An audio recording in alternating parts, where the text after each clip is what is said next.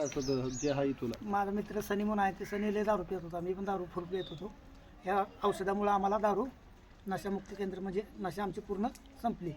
दारूची इच्छा होत नाही, काय नाही, शरीर चांगलं किती राहतं. दिवस झाले तुम्हाला? आम्हाला घेऊन आता बघा 8 दिवस झाले पूर्ण. हो. आणि 8 दिवसात आमची दारू नशा पूर्ण बंद झाली. आम्हाला दारू पिऊ वाटत नाही, काय नाही. किती टाइम प्यायचे तुम्ही? आम्ही 2 टाइम पितो फक्त, हा. सकाळी 4 थेंब, संध्याकाळी 4 थेंब. नाही, दारू किती घ्यायचे तुम्ही दारू दिवसात? माझे दिवसात व्हायचे 7-8 क्वार्टर पितो तुम्ही. आणि आता? आता थेंब पण नाही, एक थेंब बरं पण आहे, नाही, बरं. काहीच नाही. मग आता कसं वाटतंय? फ्रेश वाटतं? फ्रेश वाटतं. पहिलं पाठीत दुखायचं, किडनी पण दुखायचं, हां.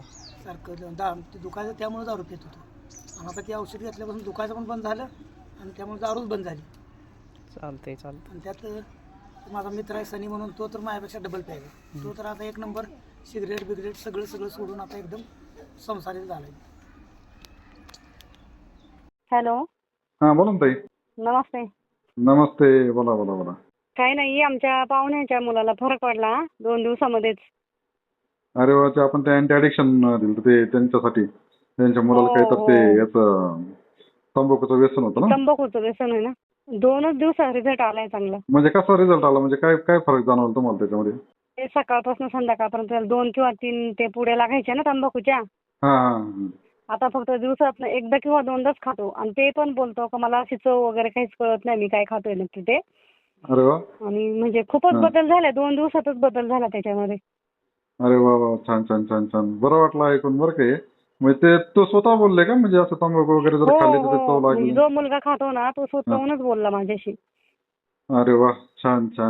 नाही, खूप छान काम करताय तुम्ही. आताच्या पिढीसाठी खरंच उत्तम आहे. हा, म्हणजे असं म्हणजे जे काही तरुण पिढी आहे म्हणजे ती कसं आहे, व्यसनाच्या अधीन तरुण गेलेली. पिढी सगळी हां. असं व्यसनाच्या अधीन गेलेली आहे ना. हां. बरोबर. उलट तुम्ही हे म्हणजे करताय ना, हे खरंच खूप छान आहे. धन्यवाद.